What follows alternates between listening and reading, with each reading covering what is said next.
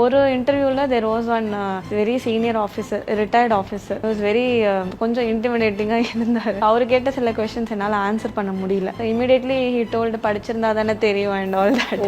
So I became very demotivated. So when I was going back, அப்போ நாங்கள் அண்ணா நகரில் தான் நிறைய அட்டென்ட் பண்ணிட்டு இருப்போம். திருப்பி போகிறப்ப ஐ ரிமெம்பர் நான் அழுதுகிட்டே போயிட்டு இருந்தேன், இந்த மாதிரி ஆயிடுச்சே சொல்லிட்டு. ஸோ அந்த மாதிரி மார்க்கில் அந்த மாதிரி கொஞ்சம் எக்ஸ்பீரியன்சஸ்லாம் இருக்க வாய்ப்பு இருக்குது. தம்பியும் வந்து அவராக தான் ப்ரிப்பேர் பண்ணார். எந்த கோச்சிங் இன்ஸ்டியூட்டில் போய் சேர்ந்து படித்ததா எனக்கு ஞாபகம் இல்லை, படிக்கல, நல்லாவே தெரியும். நான் படித்தப்போ ப்ரிலிமினரி எக்ஸாம்ங்கிறது சேலத்தில் எங்கள் வீட்டு திண்ணையில் உட்காந்து தான் நான் ப்ரிப்பேர் பண்ணேன். திண்ணையில் தான் உட்காந்து, தம்பி அங்கே உட்காந்து தான் படித்தார். என்னுடைய தம்பி அவருடைய படித்த கல்லூரி கோயம்புத்தூரில் அக்ரிகல்ச்சர் யூனிவர்சிட்டிஸில் இப்போ படிக்கிறப்போ அவருக்கு அதில் ஒரு ஆர்வம் ஏற்பட்டு அவர் சிவில் சர்வீஸ் எழுதினார். 88 அவர் ஐஏஎஸ்க்கு தேர்ச்சி பெற்றார். அப்போ தான் ஐஏஎஸ் இப்படி தான் படிக்கணும் அப்படிங்கிற விவரமெல்லாம் எனக்கு தெரிய ஆரம்பித்தது. அப்போ தான் அதுக்குள்ள ஏஜ் ஆயிடுச்சு, அது எழுத முடியாதுன்னு ஆயிடுச்சு. But at the same time சில பேர் ரொம்ப பாசிட்டிவான வார்த்தைகள்லாம் சொல்லியிருக்காங்க. ஸோ அதை வந்து நம்ம ஸ்டிக் டு பண்ணிட்டு அந்த வார்த்தைகள்லேருந்து ஹோப் எடுத்துக்கிட்டு we should be confident. And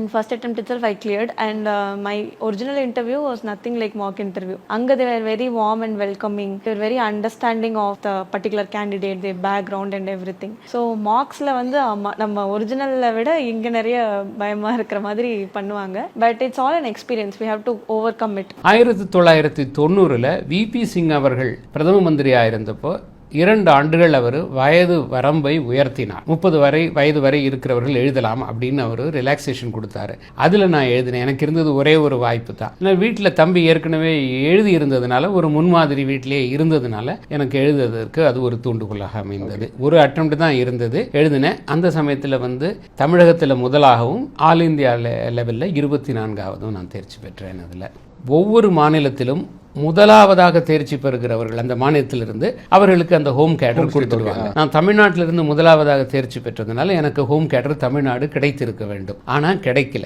ஏன் கிடைக்கல எனக்கு தெரியல. பின்னால் நான் அந்த காரணத்தை வந்து நான் தேடி பார்த்த பொழுது, நாங்கள் மெயின்ஸ் தேர்வு எழுதுறப்ப ஒரு ஃபார்ம் ஒன்று ஃபில்அப் பண்ணணும். அதில் ஒரு கேள்வி இருக்கு, உங்களுக்கு ஐஏஎஸ் அல்லது ஐபிஎஸ் கிடைத்தால் ஹோம் கேடர் நீங்கள் ப்ரிஃபர் பண்ணுறீங்களா?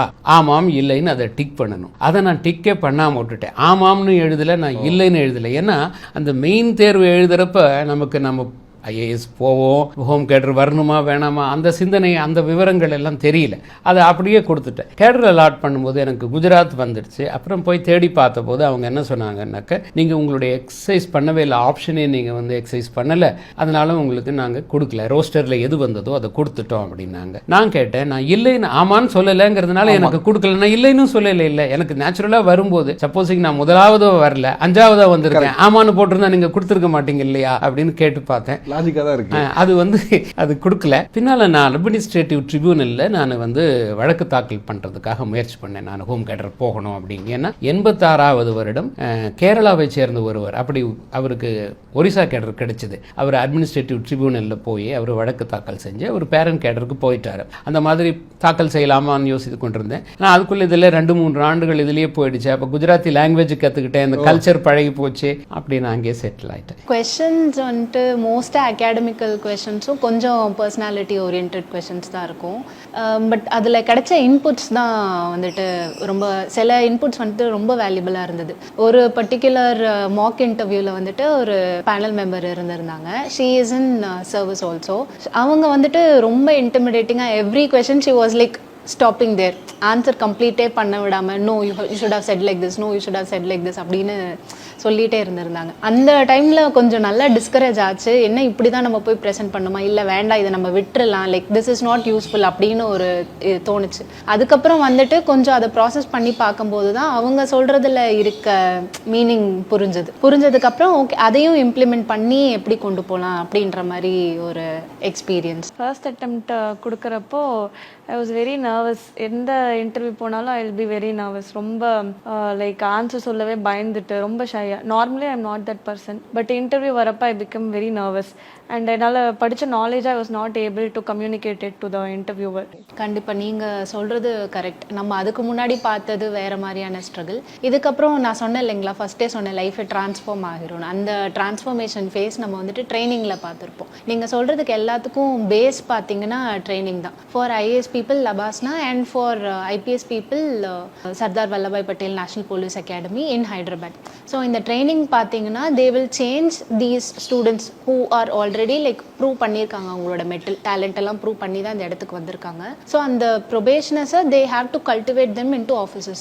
அந்த ப்ராசஸ் அங்கே தான் ஸ்டார்ட் பண்ணுவாங்க. ஸோ அதுக்கேற்ற மாதிரி நம்ம கேரக்டர் அந்த ஓரியன்டேஷன் எல்லாமே நம்ம தியரட்டிக்கலாக படிச்சிருப்போம் இதுக்கு முன்னாடி. எல்லாமே இ கவர்னன்ஸ் அட்மினிஸ்ட்ரேஷனுக்கு என்னென்ன தேவை, குட் கவர்னன்ஸோட பிரின்சிபல்ஸ் என்ன, இது எல்லாமே நம்ம தியரட்டிக்கலாக படிச்சிருப்போம்.